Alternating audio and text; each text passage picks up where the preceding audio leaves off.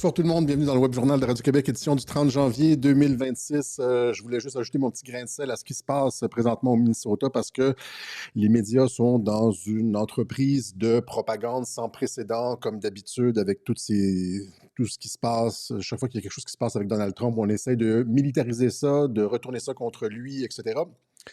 C'est de bonne guerre. Mais le problème, c'est qu'il y a beaucoup de personnes, même dans notre camp, qui tombent dans le panneau. Et là, j'ai publié encore une fois, j'aime ça publier des trucs un petit peu controversés, épicés, puis là, voir comment les gens réagissent. Et c'est les gens qui disent: «Ah, je te suis depuis 7-8 ans, et puis je suis scandalisé par le fait que tu appuies le meurtre d'un innocent.» Et puis d'autres personnes au Québec, genre, tu sais, des commentateurs qui disent, genre, tu sais, qui sont sur la ligne, genre, du Parti démocrate, genre, police fasciste, tu sais, exécution publique, blablabla.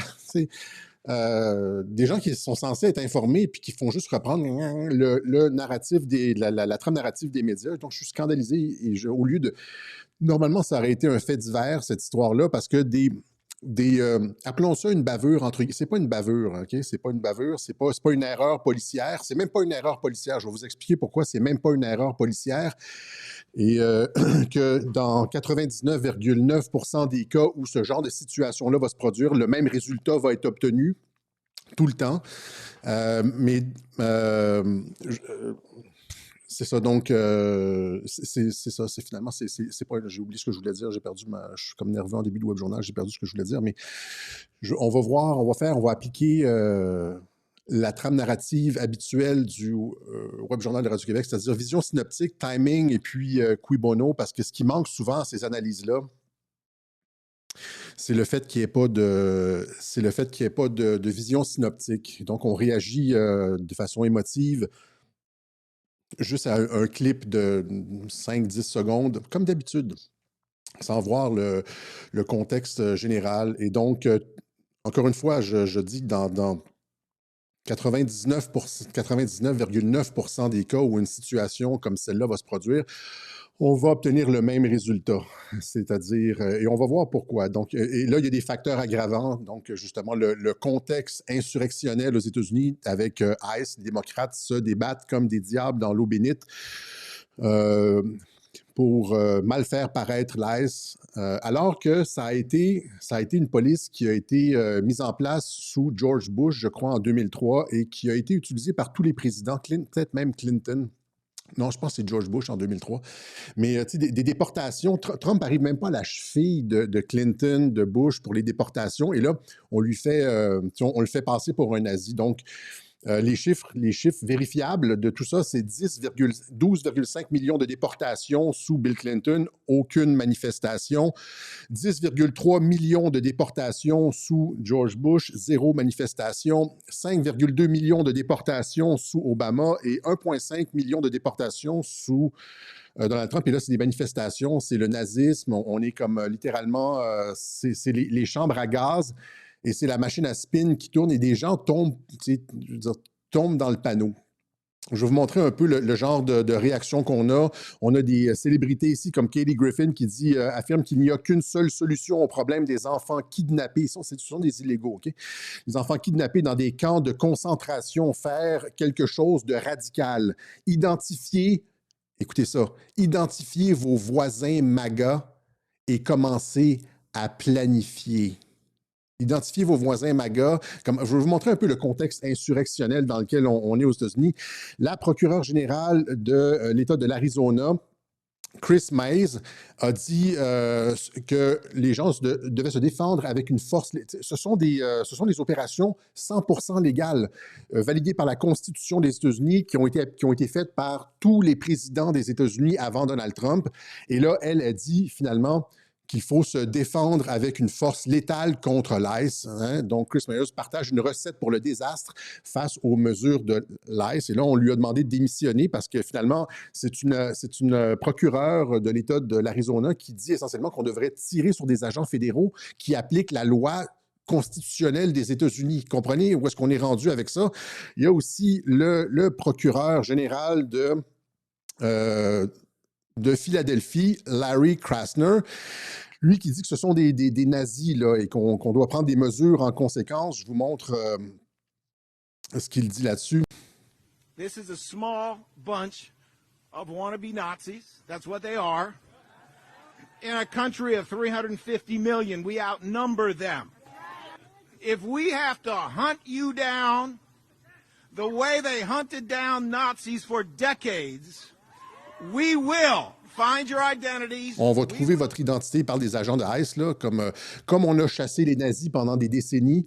Tous les agents de ICE, on va vous identifier et on va vous poursuivre pendant des décennies. Ça, c'est lui, Larry Krasner.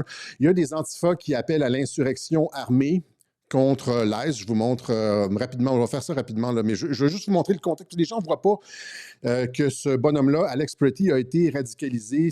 Il y a un contexte social où les démocrates ils savent que c'est la fin du Parti démocrate. Si la fraude, avec ce qui s'est passé au Minnesota, là, on en a parlé, si c'était vanté, c'est la fin du Parti démocrate. Et là, tous les agents sont mobilisés dans une révolution style coloré, style révolution colorée. Là. On essaie avec des manifestations pacifiques, semi-pacifiques, etc., essayer de renverser ou de faire tomber la légitimité de l'administration Trump. Regardez ici, il dit, lui, c'est des appels à la violence. Là. My name is Kyle, I'm Antifa, and there's so much rage in me that I've had to record this like 15. No, not talking about peaceful protests anymore. We're not talking about having polite conversations anymore. I am talking specifically to my fucking followers. This is everything I have fucking talked about, and this is exactly what I said was gonna happen. This is exactly what I said was gonna fucking come when we didn't fucking go and march on fucking Whipple with guns.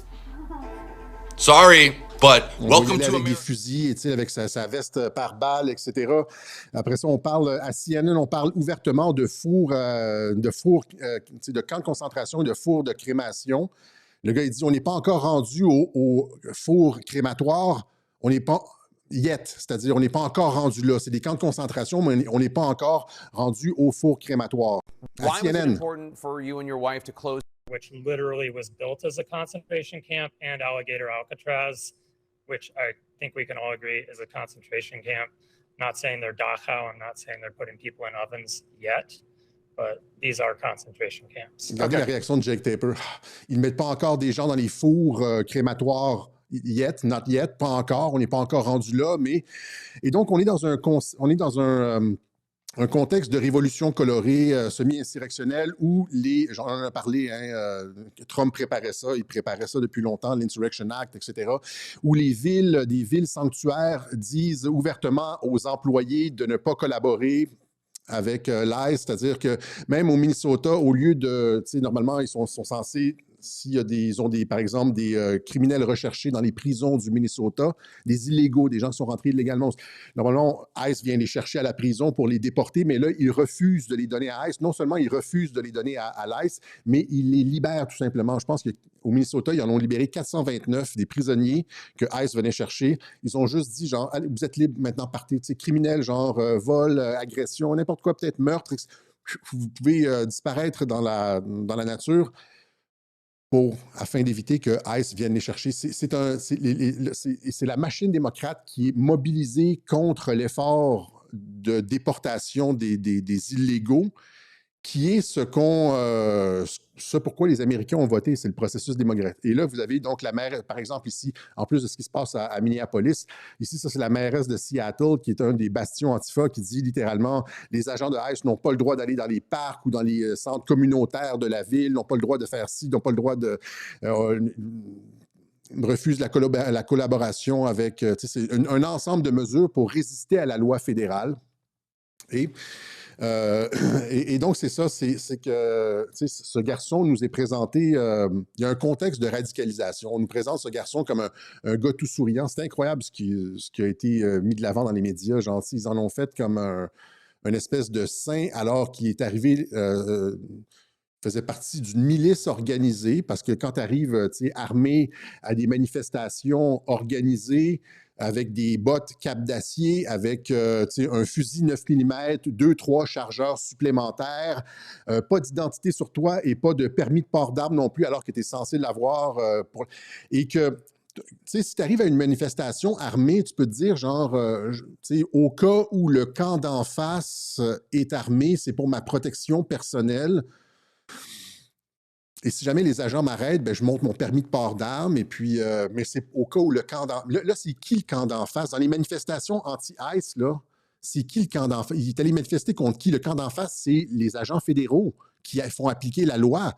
C'est-à-dire, le gars est allé avec un fusil chargé se battre contre des agents fédéraux qui étaient là en toute légalité, faire appliquer la loi. C'est pas des kidnappings, comme on essaie de le faire croire. C'était... et donc, comprenez un peu le spin. On va voir plus loin. Là, ce gars-là a été impliqué. Ça faisait longtemps qu'il était dans ces manifestations anti-ICE. Là. Il était ici.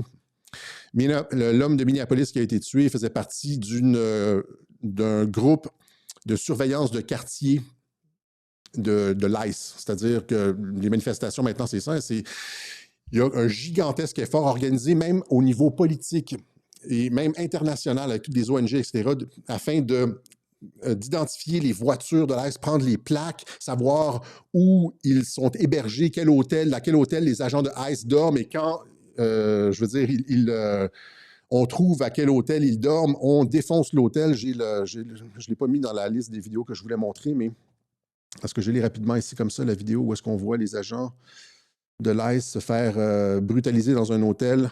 J'ai une photo plus loin, en tout cas, on va laisser faire.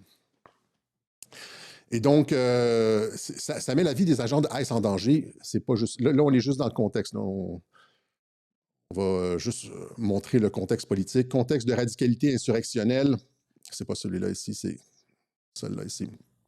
Et donc, il y a James O'Keefe qui a fait des reportages. Il s'est rendu sur place dans les manifestations au Minnesota et s'est rendu compte que c'était une nébuleuse d'ONG radicale de gauche qui finançait ça. Vous voyez ici, les pancartes sont toutes prêtes, arrivent à partir de camions. C'est pas juste des manifestations isolées, là. C'est le Parti démocrate et tous ses alliés et même des alliés internationaux qui bloquent parce que cet effort de remigration, déportation, on l'a expliqué dans d'autres web-journaux, hein, c'est-à-dire que ce sont les partis au pouvoir. Là, il y a cette nouvelle là, de l'Espagne qui vient de régulariser 500 000, un demi-million d'illégaux pour combattre l'extrême droite. J'ai partagé ça sur mes réseaux sociaux, Facebook, Twitter et sur Telegram.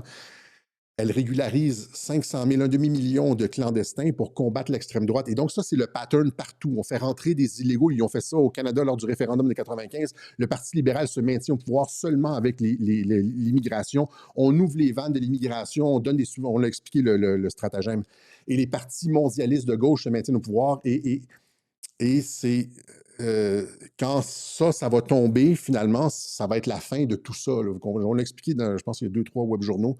Et c'est pour ça que c'est un enjeu existentiel. Cui bono, c'est littéralement l'avenir de l'Occident et c'est la fin des partis mondialistes, socialo-mondialistes, etc., qui n'existe que par le vote immigrant importé pour détruire toute forme de nationalisme, toute forme de sursaut identitaire, de préservation de la culture ou quoi que ce soit. Okay?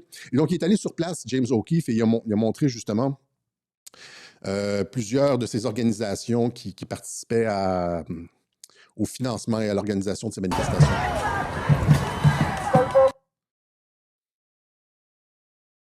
Is a hodgepodge of various NGOs and nonprofits loosely tied together through ideology, funded in part by the government, featuring 501c3s with nonprofit tax returns, a variety of funding sources. But most of these people we found were actually true believers there to...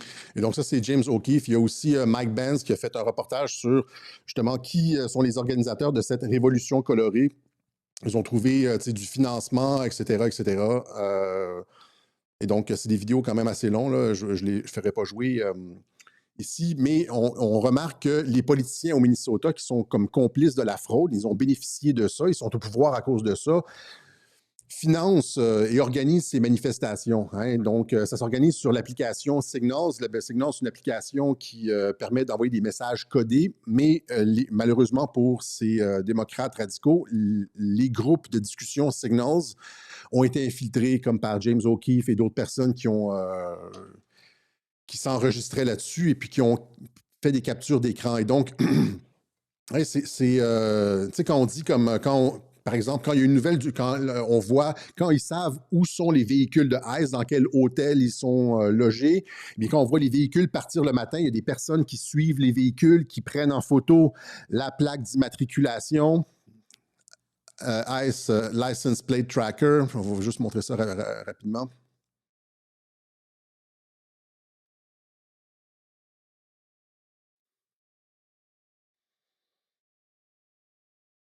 Ça, c'est tous des véhicules de l'ICE. Les véhicules de ICE sont suivis. Après ça, on bloque l'accès au quartier. Puis après ça, les manifestants on appelle les manifestants, on leur dit où sont les opérations de ICE. Et là, ils viennent en groupe de centaines de personnes lancer des trucs, lancer des briques sur ICE, lancer des cocktails Molotov, même.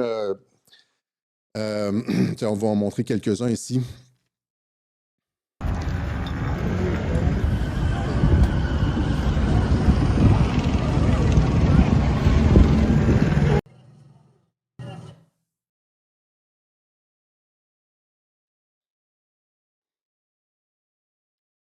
Ça, c'était l'été dernier, lorsqu'il y avait des manifestations à Los Angeles. Mais donc, c'est ça, vous comprenez, c'est pas juste un manifeste. Ce gars-là faisait partie d'un réseau ultra-radical de résistance à des opérations, un réseau de résistance illégale et violent à des opérations légitimes du gouvernement fédéral.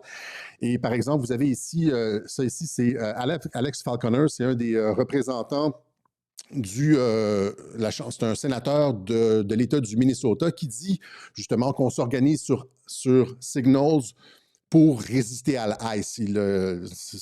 On a comme ça son aveu ici. Yesterday we had I'm willing to stop to stay around and talk with anybody that wants any more information. We've got a couple groups on the app Signal that we would love for you to join. Whether or not you want to be a part of the Resistance Network, I fully understand that you may not be comfortable with that, but you can help us in a lot of ways. Donc, il dit aux Somaliens qu'on a des groupes de résistance sur ICE, des résistances à l'ICE sur Signals. On s'organise sur Signals. Hein, donc, ça, ce sont des politiciens qui disent ouvertement que nous allons résister à la loi fédérale. Il y en a en fait plein. Il y a ici Amanda Kohler, qui est une conseillère de Tim Walz, qui était aussi sur les groupes Signals. Ici, on la voit en bas, Amanda Kohler, les groupes de résistance. Il y a ici un autre, il y en a plusieurs, là. Ici, vous avez le sénateur de l'État du Minnesota, Doran Clark, hein, qui appelle les gens à manifester contre l'ICE et se rendre. Un sénateur de l'État du Minnesota qui dit aux gens de manifester contre ICE et de se rendre aux manifestations. Vous l'avez ici, sénateur Doran Clark. On ne fera pas jouer toutes les vidéos, là, et il participe à des opérations de financement pour ces manifestations. C'est ça. Donc, il y a même ici, encore une fois, la lieutenant-gouverneur, pas la gouverneure de l'État du Minnesota, Peggy Flanagan, qui elle aussi a été prise sur ICE, pas sur ICE, sur Signal, je m'excuse. Mais en fait, ici, c'est elle, là, Flan Southside, c'est fortement suspecté que c'est elle. Et quand son nom est sorti, puis les gens ont dit qu'elle s'était fait attraper sur Signals à organiser les manifestations. On la voit ici lors des manifestations contre l'ICE, Penny Flanagan. Aujourd'hui, je me suis joint à des milliers de manifestants du Minnesota pour une manifestation pacifique. Mais ici, on la voit qui organise... c'est elle, Flan, ici. Et quand elle s'est fait prendre, et c'est sorti sur X, c'est pas sorti dans les médias, c'est sorti sur X. Là, ici, c'est justement, on a dit la réponse, c'était ce canal Signals n'est pas sécurisé. Flan s'est fait exposer, s'est fait avoir, on l'a trouvé, etc., etc. Et donc, ça, ce sont des démocrates radicaux, vous l'avez ici, genre, tu sais, Protect Trans Rights, des trans kids, avec un couteau. C'est la gauche violente, là. Et c'est ça. Donc, ces gens-là qui sont au gouvernement ont accès au DMV pour savoir qui est le propriétaire des plaques automobiles. Et donc, c'est un réseau très bien organisé avec des ressources gouvernementales. On pourrait se dire que les Antifa opèrent exactement de la même façon. Ils ont l'appui gouvernemental, ils ne sont jamais arrêtés, etc. Et on se demande comment. Là, vous avez un peu, on lève le rideau sur cette nébuleuse d'organisation de gauche. Tu sais, la gauche radicale là, est tellement bien organisée. Je veux dire, ils ont du financement comme pratiquement infini. Ils sont organisés sur signaux. Là, on pense après ça, nous, là, tu sais, les personnes genre du centre, là, j'aime même pas dire centre-droit parce que c'est le centre d'il y a 20 ans. Les personnes, tu sais, qui essayons de nous organiser dans des partis qui, ouais, on devrait peut-être un peu organiser, fermer les frontières ou préserver la famille. Ou, mettons conservateur. J'aime pas l'expression, mais on a rien de réseau d'organisation comme ça. Là. C'est comme, ils sont organisés à un facteur, je veux dire, un facteur 100 fois plus organisé que nous. Là. Ces gens-là, c'est des réseaux internationaux, puis ils sont financés, puis ils ont des pancartes, puis c'est comme, tu sais, on n'a rien du genre. Okay? Donc, ici, DC Drano, à l'antenne de Steve Bannon, les manifestants du Minnesota ont accès aux plaques d'immatriculation de l'État, aux manuels de formation, des manuels de formation pour ce genre d'opération, et sont hautement coordonnés et financés, entre autres par une militante canadienne, on la voit ici, présidente d'un conseil scolaire de Colombie-Britannique, figure parmi les politiciens canadiens qui financent les manifestations anti-ICE. Ça, c'est super parce que ça me donne encore des justifications. Mais ils ont, tu sais, comme des cartes comme ça, en direct, avec les opérations de ICE en cours, quel quartier est ciblé, puis là, les manifestants se rendent dans les quartiers, manifestent contre ICE, etc., etc. Vous voyez un peu ce dont on parle ici. Je vais vous montrer le manuel d'insurrection. Très, très, très bien organisé, tout détaillé. C'est fait par des professionnels, c'est fait par les spécialistes de Révolution colorée. Oui. Donc, quoi faire, dans quelle situation, quand approcher, quand se retirer, unverified. Si on trouve des patrouilles, on ne sait pas si la patrouille va faire une arrestation. Après ça, on arrive sur la scène, et puis là, on se déploie, déploiement des manifestations, etc. Tout est expliqué, tout est calibré au millimètre près. Donc, OK? Donc, c'est ce que je voulais dire, c'est organisé au sommet. Encore une fois, Amanda Kohler et puis Peggy Flanagan, ils ne se sont pas fait arrêter. C'est pas... ils sont fortement suspectés d'être derrière ces manifestations-là. Vous la voyez ici en train de porter un hijab pour aller visiter un marché somalien au Minnesota. C'est eux qui ont fermé les yeux sur la fraude. Demandez-vous pas pourquoi ils se battent comme des diables dans l'eau bénite. Et c'est eux qui organisent un système de terreur, un système de terreur contre l'ICE, alors qu'il n'y avait rien contre Clinton, rien contre Obama, rien contre George Bush, etc. C'était normal à cette époque-là de déporter les gens et il s'en vantait même. Il disait genre, j'ai des clips, tous les politiciens, Clinton, Obama, Bush ont tous dit genre, et les gens applaudissaient, même les démocrates applaudissaient à ce moment-là, genre il fallait que les illégaux sortent parce que c'est des illégaux. Tu comprends-tu? C'est des illégaux. Donc, par exemple, Obama ici. There are those in the immigrants' rights community who have argued passionately that we should simply provide those who are illegally with legal status. I recognize the sense of compassion that drives this argument.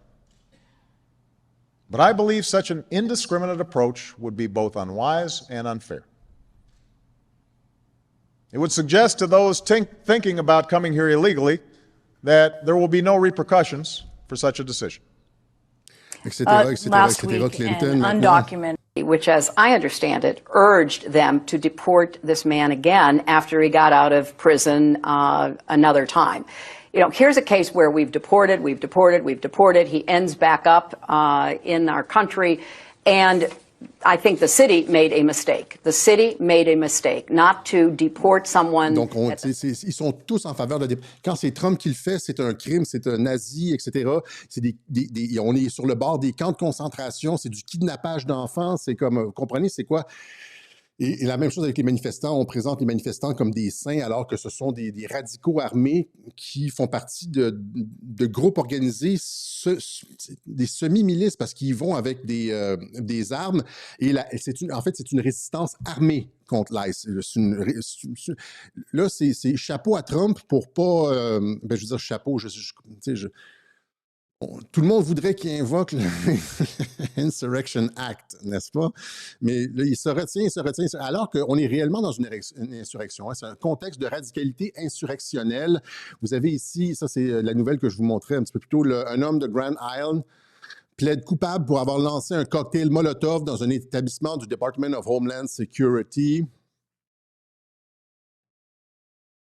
Vous avez ici, ça c'était un tireur, hein, je ne me rappelle plus son nom, John quelque chose, là. Left leads to murder, OK? Il a tiré sur des agents du ICE qui débarquaient, les camions de ICE rentraient dans l'espèce de caserne et au moment de rentrer, ils ont débarqué des illégaux et le gars a commencé à tirer dans le top, il a tué des illégaux, l'imbécile, au lieu de tirer des agents de ICE, mais... Frère, scout démocrate anti-ICE, le profil de Joshua John, qui a tué un immigrant à Dallas. Il était sur un toit, sur ses balles, c'était inscrit anti-ICE. Et finalement, il a fini par se tirer une balle lui-même. J'aurais dû dire, attention, les gens... et donc, j'avais la nouvelle de ça. Shooter. Well, federal officials yesterday saying the gunman in the deadly shooting at a Dallas ICE facility had done months of pre-planning. Ça avait été planifié pendant des mois, ça c'est ça ici. Après ça, ce que je veux dire, c'est que ça, comme entre guillemets, une bavure comme celle de Alex Pretty, ça s'inscrit dans un contexte où les agents de ICE se font tirer dessus, se font lancer des cocktails Molotov, se font rouler dessus par des véhicules, comme on a vu avec René Good, là. Ici, ça, c'est un autre cas où les agents se sont fait rouler dessus, se sont fait percuter par un véhicule qui a essayé de prendre la fuite. Ils ont tiré. Cette fois-ci, le conducteur n'a pas eu de blessure, mais c'est le même protocole. C'est un protocole. Si tu te fais rouler dessus par un véhicule, tu as le droit de te défendre et de tirer. Le FBI, ça, c'est toutes des nouvelles. On aurait pu en sortir des dizaines comme ça. Le FBI arrête un ancien réserviste des Marines accusé d'avoir tiré sur des agents de l'ICE dans le cadre d'un centre de détention au Texas. Ici, ça, c'était lors des émeutes de l'été dernier à Los Angeles. Un gars qui tire un fusil. Protesters appear to fire gun at agents. OK. Ici, action coordonnée et ciblée, 11 arrestations suite à une fusillade impliquant un policier devant un centre de détention de l'ICE dans le Texas. Ça, c'est d'autres nouvelles. C'était un groupe organisé qui ont utilisé des AR-15, là, les mitraillettes, qui ont tiré sur des agents de l'ICE dans un centre, encore une fois, au Texas. Il y a cette espèce de radical-là dont je vous ai parlé tout à l'heure qui appelle à l'insurrection armée. Donc, il dit... si vous êtes armé et vous êtes témoin des arrestations illégales de l'ICE, c'est pas illégal, encore une fois, là, mais et que vous restez, si vous êtes armé et que vous restez sans rien faire, vous êtes complice. Si tu es armé et tu vois la ICE faire une arrestation et tu fais rien, tu es complice. Donc, si tu es armé et tu fais rien, tu es complice. C'est un appel à la... Et donc...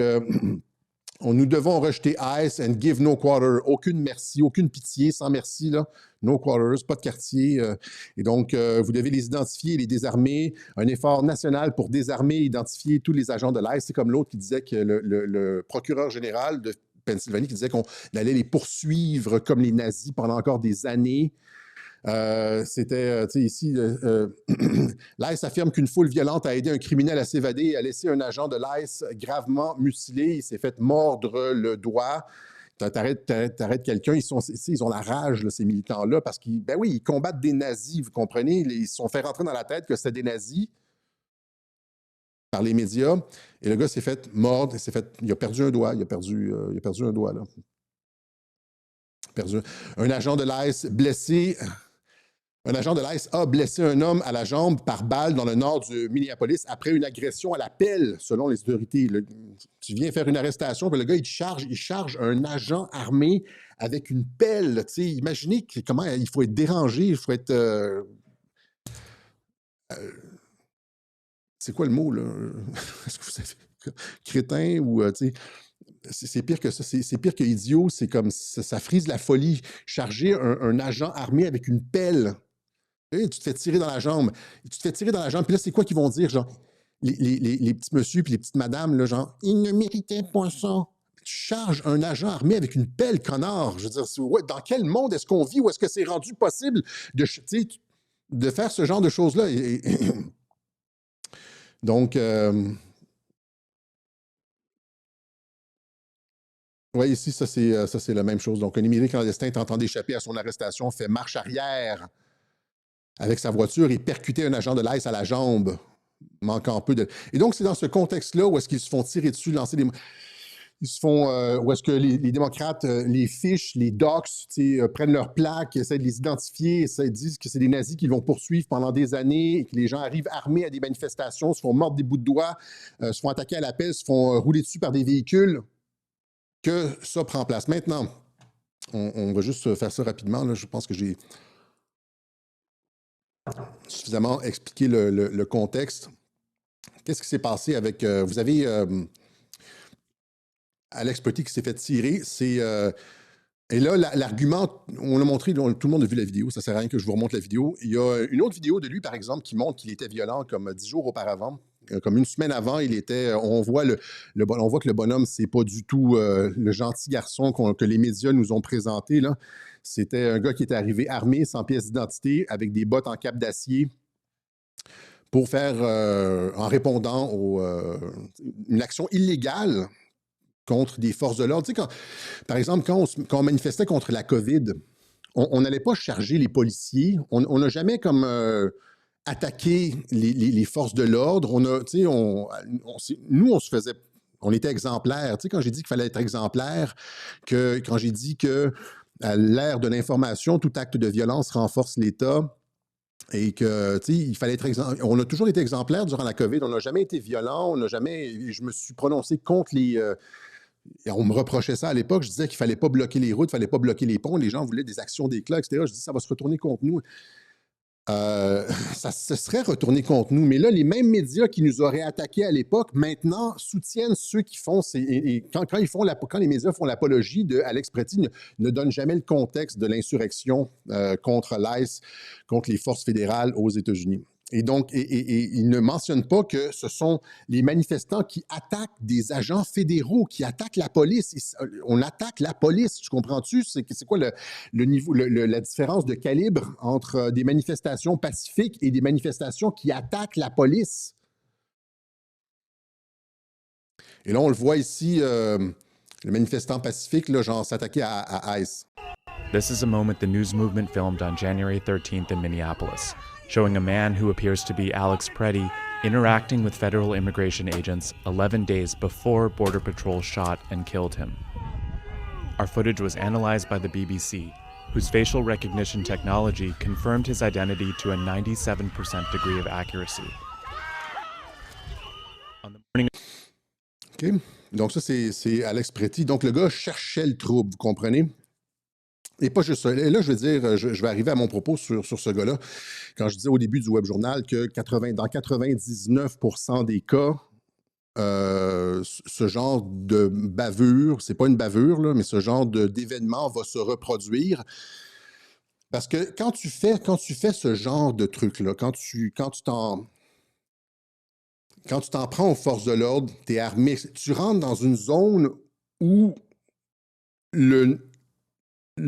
c'est pas le niveau de nervosité des policiers, mais où la chance d'avoir un incident fatal augmente exponentiellement. OK? Par exemple, je vous donne un exemple. Et là, les gens ont de la misère avec... tu sais, les gens disent « ils ne méritaient pas ça ».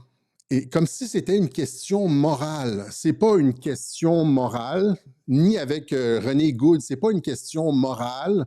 Elle ne méritait pas ça. C'est des gens qui n'ont rien compris à l'essence des opérations de police ou des opérations de law enforcement, police. Donc, ce n'est pas une question morale. C'est une question de causalité. Okay? Donc, on va shifter la réflexion. Ce n'est pas une question morale. Bien sûr qu'il nourrissait son chat tous les matins, il flattait son chat et il avait donné de la nourriture à une personne sans abri à Minneapolis. Et c'était comme autour de lui, ses parents ne sont pas contents, évidemment, mais c'était un infirmier. Et il sauvait des vies. Mais ce n'est pas une question de moralité. Ici, la question de est-ce que la personne est une bonne personne ou la personne est une mauvaise personne, c'est complètement hors sujet. c'est une question de causalité. C'est pas une question de moralité, c'est une question de causalité. Quiconque, une bonne personne ou une mauvaise personne, si une bonne personne ou une mauvaise personne se retrouve dans ce genre de situation-là, le même genre de truc va se produire. Je vous donne un exemple. Si une bonne personne ou une mauvaise personne se retrouve à 3 heures du matin dans une ruelle, hein, à l'arrière d'un...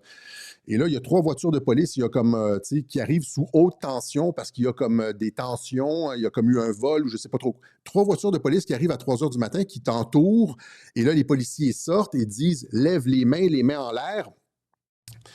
T'es mieux d'y aller très, très, très doucement, lever tes mains en l'air, et là, au lieu de juste comme pas écouter ce qu'ils disent, puis mettre ta main dans ton manteau, parce que tu vas te faire tirer. Ça, c'est de la causalité. Si tu fais quelque chose d'épais, tu vas te faire tirer. Même si tu sors de ton manteau le hochet de ton fils de 2 ans, il s'est fait tirer en sortant un hochet. Non, tu as fait la connerie d'agir brusquement dans un moment de tension où des fusils sont pointés sur toi. C'est de la causalité. Les policiers vont faire ça 99,9% du temps dans ce genre de situation-là. Il n'y a aucun policier qui veut se faire tirer. Personne ne va prendre de chance. Tu n'es pas supposé agir de façon spontanée. Encore une fois, même chose. Les policiers sont sur toi, te disent... T'es armé en plus, t'es comme « he's got a gun », comme lui, les policiers ont dit « he's got a gun », il savait qu'il était armé. Puis là, tu te retournes comme ça. On ne voit pas où sont tes mains. Et puis là, il y a un gun. Tu vas te faire tirer 99,9% du temps. Ça sera un miracle que le policier ne tire pas. Encore une fois, ça n'a rien à voir avec si la personne est bonne ou mauvaise. C'est une question de causalité. Si tu fais des conneries où est-ce qu'on ne voit pas tes mains disparaissent, tu n'obtempères pas dans une situation de tension avec des fusils où les policiers peuvent se faire tirer, où tu vas prendre une balle 99,9% du temps. Est-ce qu'on comprend ça? Il y a eu un vol de banque. Tu sors de la banque. T'étais un otage, tu sais. Comprends-tu? Encore une fois, ressassons ça pour les personnes qui ne comprennent pas. L'alarme a sonné à la banque. Les voitures de police sont arrivées. Tu sors de la banque. Tu es un otage. Tu n'as rien à faire avec... Tu n'as rien à voir avec le vol de banque. Si la police te braque puis te dit... les mains en l'air, puis couché par terre, puis doucement. Pourquoi les gens font ça doucement, puis mettent les mains sur la tête comme ça, puis veulent... Parce que tu veux pas de réaction nerveuse. Parce que n'importe quel... Si au contraire, on te dit genre... les mains en l'air, puis là, tu fais... une espèce de truc où tu vas chercher ta pièce d'identité dans la ceinture, puis là, tu vas te faire tirer, même si ton intention est bonne. Tu vas te faire tirer même si ton intention est bonne parce que tu ne fais pas ça. Quand la police arrive et te dit les mains en l'air, tu fais doucement. Tout le monde comprend ça, sauf qu'il y a encore des personnes qui ils ne méritaient pas. Ce n'est pas une question de moralité. Ça aurait pu être la meilleure personne du monde, littéralement Saint François d'Assise. Si Saint François d'Assise se fait dire les mains en l'air... et qui fait une espèce de geste rapide pour aller chercher son chapelet, il va se faire tirer. Tu comprends-tu? Ça n'a rien à voir avec la... Donc, je pense que j'ai passé mon point, ça fait 5 minutes que je l'explique. Ça n'a rien à voir avec si c'est une bonne personne ou non, s'il le mérite ou non. C'est une question de causalité. Quand tu fais ce genre de truc stupide, tu prends, vous connaissez le truc, là, play stupid game, win stupid prize. C'est exactement ce qu'il a fait. Et il l'a fait en défiant les services de l'ordre. Donc, il faisait partie d'un groupe qui suivait, il courait après le trouble, suivait les unités de l'ICE et s'en prenait violemment à elles, tout en étant armé. Et après ça, en n'obtempérant pas et en agissant de façon à ce que... d'une façon qui aurait pu faire peur aux policiers. Les policiers, pensez-y 2 secondes, encore une fois, les policiers ont des body cams. Et ils savent que tout ce qu'ils font sont filmés. Les gens de gauche essaient de dire c'est une exécution. Oui, c'est bien sûr, c'est ça. Ils vont faire les nouvelles nationales, ils ont une body cam. Tu fais pas une exécution alors que tu as une caméra sur toi, tu comprends-tu? C'est comme, ils ont eu peur et il y a des gens qui disent, c'est le coup de feu, son arme a été... C'est pas important finalement. Il a juste agi comme un con. Et la causalité a eu raison. Mais des personnes disent que son arme a eu une malfonction. Quand on l'a désarmé, l'arme est partie tout seul. Le SIG qu'il y avait, c'est une arme qui malfonctionne des fois. Est-ce que je l'ai ici? Tir accidentel, vous le voyez ici.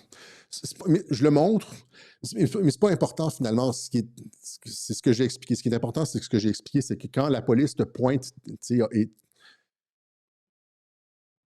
quand tu as un gun pointé sur toi, et même dans son cas à lui, là, tu es armé toi-même. Tu arrives, tu sors de la banque, puis tu as comme ton arme ici. Là, les policiers disent « mets en l'air », ils savent que tu es armé. Tu es mieux d'agir très, très, très doucement. Tu comprends? Pas faire le cap, puis gentil, puis te débattre, mais je montre la photo aussi de ce qui apparaît comme être un tir accidentel. Mais au final, encore une fois, je répète, je n'ai pas m'argumenter là-dessus, c'est pas important.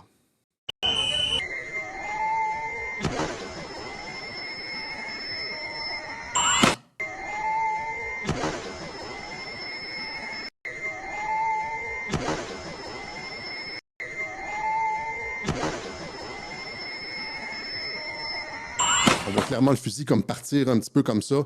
C'est ça qui a peut-être fait peur aux policiers. C'est pas important. OK, c'est pas important. Le fait est que, finalement, c'est ça. Tu vois ici, Waltz compare l'application des lois américaines sur l'immigration par l'ICE à l'Allemagne nazie. C'est ça la rhétorique chez les démocrates. Et donc, Alex Pretty se battait littéralement contre des fascistes, des soldats de la SS de Trump, alors que la SS de Trump a été décorée de la Presidential Rank Award for Distinguished Service. Tom Homan, c'est lui que... Et Trump a été intelligent quand il a nommé Homan, puisque Homan avait déjà été décoré par Obama pour avoir déporté un nombre record d'illégaux. Alors, il a reçu une médaille pour avoir déporté un nombre record d'illégaux, mais tout d'un coup, c'est un nazi, nous dit Tim Waltz, et vous comprenez que c'est parce que ces gens-là sont coupables de fraude, vont probablement se retrouver en prison et que c'est la fin du Parti démocrate.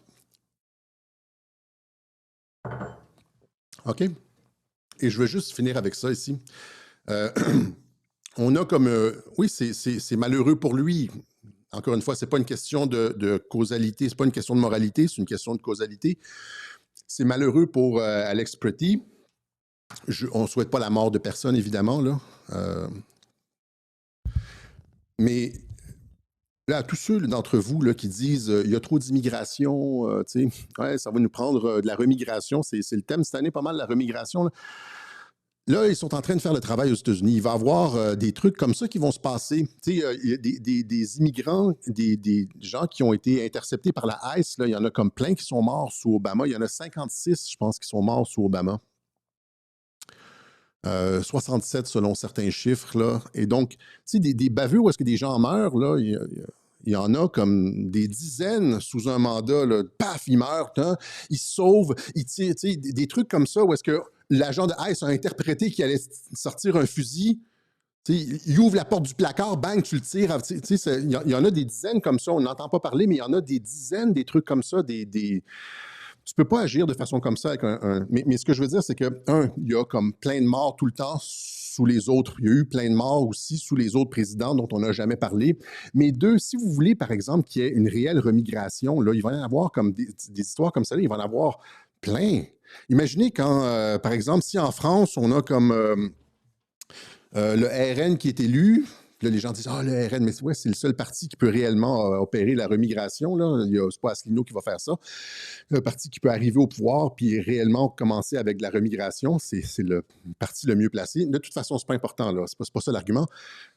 Toujours des gens qui disent « Tu ne comprends pas, un sioniste, un européiste, un Frexit, on ne peut pas... » Non, on peut mettre un terme à l'immigration. La Hongrie et la Pologne, entre autres, là, ne prennent pas de migrants, ils sont dans l'UE. Fait qu'on peut avoir des politiques de non-migration dans l'UE. Tu payes la facture, puis c'est beaucoup moins cher que de payer l'assistance sociale à des millions et des millions de personnes. Tu payes la facture, l'amende de l'UE.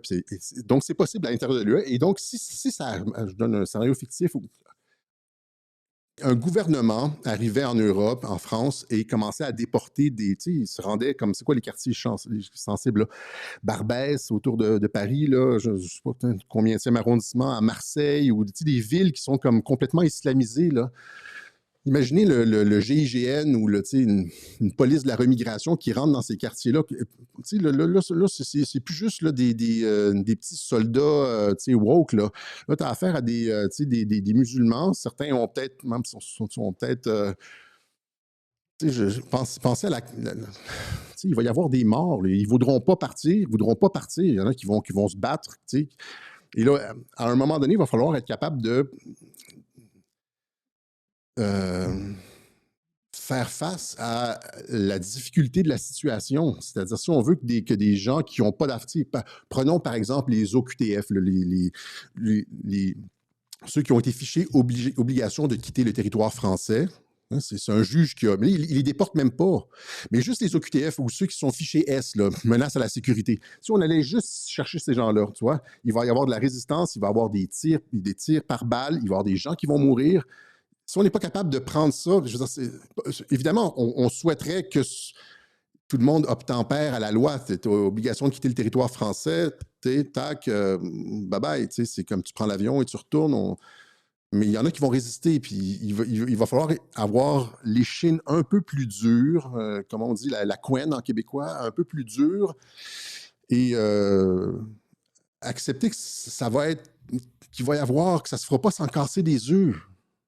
La remigration, ça se fera pas sans casser des œufs. Puis il va falloir arrêter de toujours tomber dans le truc de...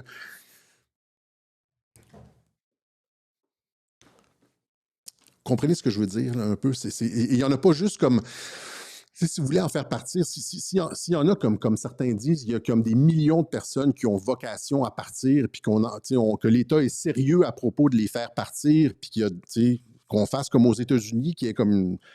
des centaines de milliers de personnes qui soient comme genre affectées à la tâche d'aller chercher les gens puis de les mettre dans des avions. Puis, là, vous allez avoir toute la gauche qui va dire la même chose, camp de concentration, etc. Puis il y en a qui vont résister. Mais si vous n'êtes pas capable de faire ça, arrêtez de parler de remigration. Ça va être dur. Ça va être dur. OK? Il y a toujours des dommages collatéraux, exactement. C'est pas souhaitable. On voudrait que tout le monde obéisse. C'est pas des lois qui sont iniques. Les gens sont là sont obligation de quitter le territoire français, fichés problèmes sécuritaires, sont entrés illégalement. C'est rien de particulièrement... On n'est pas du tout dans l'Allemagne nazie. C'est comme... C'était normal il y a 20 ans. Tout ce qu'on dit... C'était normal il y a 20 ans. Là, la gauche folle est arrivée au pouvoir et puis c'est comme genre, tout d'un coup, c'est rendu, c'est ça, là, c'est rendu, tu sais, c'est ça, là, la différence. C'était correct sous Obama, puis là, tout d'un coup, c'est rendu nazi. Mais si vous n'êtes pas capable de juste laisser la propagande partir, si vous êtes toujours comme émotif, puis chaque fois qu'on vous présente quelque chose dans les médias, vous êtes comme genre, ah, ben, je veux dire, tu sais, restez sur le côté, puis, tu sais, au moins, abstenez-vous de commenter, tu sais. Une espèce de fausse sentimentalité, exactement. Et puis, je vais finalement dire quelque chose là-dessus. Je vais aller avec mon dernier petit coup de couteau. La personne qui est responsable du meurtre, pas du meurtre, mais du décès de Alex Pretty, c'est son père. C'est son père qui l'a mal éduqué. Moi, mon fils n'irait jamais faire des trucs comme ça. Et c'est toute la logique de ça, et des démocrates complètement fous qu'on voit, les malades mentaux qui parlent de fours crématoires et de nazis, etc. C'est une génération de personnes qui n'ont pas eu de père à la maison, qui ne se sont jamais fait botter le cul, à qui on n'a jamais montré la limite, le respect et qui n'ont jamais eu à faire face à une autorité. Puis dès qu'ils sont confrontés à une autorité pour la première fois de leur vie, ça part en couille. C'est son père. Son père l'a probablement jamais corrigé, l'a toujours bichonné, ça a été comme genre, il l'a laissé faire ce qu'il voulait, puis c'est comme genre, whatever. Au final, la personne responsable de la mort d'Alex Pretty, c'est son père. Il a été mal éduqué. C'est ça le truc final. C'est qu'il a été mal éduqué, puis ça, on pourra faire un web journal là-dessus. On en revient souvent à ça. Hein, le parricide, le meurtre du père dans la société occidentale, il y a 50 ans. Oui, sous un patriarcat. Ben, ce genre de truc-là, les fous comme ça n'existaient pas. Là, les dérangés mentaux qui s'attaquaient à la police avec des 9 mm, des bottes d'acier, des capes d'acier, puis genre... il n'y avait pas ça, tu sais, c'était comme... tu sais, le fait de s'en prendre à des professeurs à l'école, tu sais, l'incivilité constante partout, tu sais, ben, c'est ça, quand tu castres les hommes, finalement, les enfants ne sont pas éduqués, on ne leur montre pas la limite, ils ne sont jamais corrigés. Puis après ça, dès qu'ils sont confrontés à une situation qui leur déplaît, ils perdent les pédales et réagissent comme ça et finalement se font tirer pour certains d'entre eux. Voilà, c'est mon petit commentaire, mon petit coup de couteau à la fin du web journal. OK? Voilà, c'est ce qu'on avait pour vous, 53 minutes, on ne fera pas 1 heure. Encore une fois, je pense que j'avais d'autres choses, mais ça va être ça pour l'instant. Donc, l'essentiel de ce que je voulais dire, ben, c'est qu'il y a un contexte, Vision Synoptique, il y a un contexte insurrectionnel. Ces trucs-là sont organisés, ils sont violents, ils appellent à la violence, ils appellent à la radicalisation. Ça se passe contre c'est illégal, ça se passe contre des forces fédérales qui appliquent la loi. Donc, qui appliquent la loi constitutionnelle, la loi fédérale des États-Unis. Le timing aussi, cui bono, ben, c'est le Parti démocrate qui essaie de sauver sa peau. On essaie de faire tourner la page sur tout le scandale de la fraude au Minnesota, la fraude par le vote, etc. Donc, on a complètement changé l'agenda politique. Et finalement aussi, c'est pas une question de moralité, c'est une question de causalité. On prend à titre d'exemple, je l'avais ici comme ça, c'est pas... où est-ce qu'il est? Rittenhouse, Kyle Rittenhouse. Kash Patel, le directeur du FBI, a dit on ne devrait pas aller dans une manifestation avec une arme à feu. C'est une mauvaise déclaration de Kash Patel parce qu'aux États-Unis, on a le droit d'aller dans une manifestation avec une arme à feu, mais il faut avoir un permis de port d'armes, il faut être clairement identifié, puis il faut être responsable avec l'arme à feu. En 2020, quand il y avait les manifestations de George Floyd aux États-Unis, il y avait les Noirs brûlaient des quartiers, brûlaient des commerces, brûlaient des palais de justice, attaquaient des postes de police. C'était le chaos dans 20 villes américaines. Les villes étaient à feu et à sang. Et il y a des propriétaires de commerce qui défendaient leur commerce comme ils ont le droit de le faire aux États-Unis avec leurs armes. Ici, c'est le cas de Kyle Rittenhouse. Il y a eu un mort et la foule s'en est pris à lui et a commencé à le pourchasser. Et c'est quand quelqu'un l'a visé, il a levé son truc et il a tiré. L'autre personne est morte. Mais tout ça pour dire, je vais faire une longue histoire courte, là. Quand la police est arrivée, Kyle Rittenhouse a fait ce que tout le monde doit faire. Il a déposé devant la force policière qui l'a braqué avec des projecteurs. Il y avait des fusils sur lui. Il était armé comme Alex Preddy. Il a doucement déposé sa carabine, a levé ses mains doucement et a avancé. Quand on lui a dit de se coucher sur le sol, il s'est couché sur le sol, etc., etc. Parce que tu ne veux pas te faire tirer, tu ne veux pas rentrer dans la situation où est-ce que le policier est nerveux et ne sait pas si tu vas sortir un fusil. Hein? Donc, et là, finalement, il a été reconnu non coupable et il a été reçu par le président Trump. Et voilà, ici. Donc, la différence entre Kyle Rittenhouse et Alex Pretty, il y a toute une différence dans la responsabilité de se présenter à une manifestation avec une arme. Et quand tu as une arme aux États-Unis, quand tu confrontes la police, ben, il faut que la police voit ton arme. Il faut que si elle dit lève les mains, etc., il faut que tu montres que tu n'es comme pas un danger. Sinon, il peut y avoir de la merde. Voilà ce qu'on avait pour vous. Aujourd'hui, on va remercier ceux qui ont fait une contribution au Web Journal de Radio-Québec. J'espère que c'était pas trop dur. C'était-tu un dark Alexis? Dites-moi si c'était un dark Alexis. L'Iran, les gens, ils veulent ça. Il n'y a aucune information sérieuse sur l'Iran. C'est comme... J'ai vu quelqu'un à la télé française qui a dit on est rendu à 86 729 morts. 29,5, là, c'est calculé au décimal. 80 000. La guerre du Vietnam a fait 50 000, 54 000 décès en presque 15 ans. On est rendu en 3 semaines à 84 000. C'est comme... Il n'y a absolument aucune information sérieuse sur l'Iran. C'est juste de la propagande. On sait qu'Internet a été coupé, il y a des manifestations, Internet a été coupé, il y a probablement eu des exactions, mais rien de plus. Je ne me prononce pas parce que je ne peux pas me prononcer. C'est juste de la désinformation, OK? Voilà. Donc, j'aimerais ça dire quelque chose. J'aimerais ça d'arriver avec un web journal puis de vous expliquer la situation sur l'Iran. Puis c'est comme, non... Tu sais, à du style Radio-Québec habituel, les gens sortent du web journal et sont comme « What the fuck? » Mais j'ai rien à dire. J'ai pas d'informations particulières, OK? Donc, c'est ça, les gens disent « pas dark ». Est-ce que c'était dark, Alexis, avec les lasers, là? J'ai été méchant aujourd'hui, peut-être. J'ai pas beaucoup de. C'est ça. Des cas comme Alex Pretty, là, des cas de, entre guillemets, c'est pas une bavure policière, mais entre guillemets, de bavure policière, il y en a des centaines par année aux États-Unis. C'est comme c'est un fait divers. Tu comprends-tu? C'est juste que j'ai vu des gros comptes au Québec qui étaient là, qui étaient en train de. Le fascisme abat des personnes en public. C'était comme, Joe, t'as aucun contexte, tu sais pas ce qui s'est passé, tu fais juste répéter le truc des médias. OK? Et donc, il fallait que je corrige tout ça. Voilà, c'est ce qu'on avait pour vous aujourd'hui. On vous donne rendez-vous dans 2 jours. 2 jours, j'ai quand même... Il va falloir que je bêche, là, pour une autre édition du Web Journal de Radio-Québec. On remercie ceux qui nous appuient. Hein? C'est grâce à eux qu'on a pu faire ça. C'est ici la façon de nous aider. Ouais? OK, ciao. Et si on veut comme qu'il y ait une remigration substantielle, c'est comme si on veut qu'il y ait comme des millions de personnes qui retournent dans leur bled, ben c'est comme il va y avoir entre guillemets des bavures. Ça va être ça se fera pas genre c'est pas comme les gens sont comme pensent que ça va être comme Bambi là, genre la petite biche là qui c'est pas non, ça va être les gens voudront pas partir puis il va falloir comme tordre des bras. OK. Ciao tout le monde, à dimanche.